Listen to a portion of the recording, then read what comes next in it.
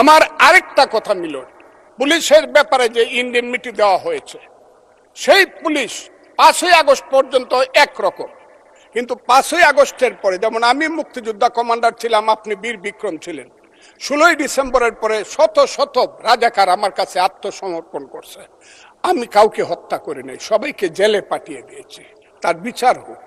আমার কথা হলো 5ই আগস্ট 2024 সনের পরে এই যে এত থানা লুট হয়েছে, এত পুলিশকে হত্যা করা হয়েছে, তারা তো তখন যুদ্ধ করে নাই, তারা তো নিরপরাধ। এত এত অস্ত্র গেল কোথায়?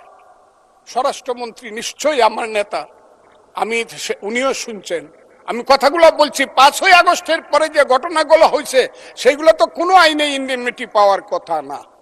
যদি 5ই আগস্টের পরে কোনো পুলিশ হত্যা হয়ে থাকে, থানা লুট হয়ে থাকে, অস্ত্র নিয়ে থাকে, সেটার জন্য তদন্ত হওয়া উচিত, দোষীদের বিচার হওয়া উচিত।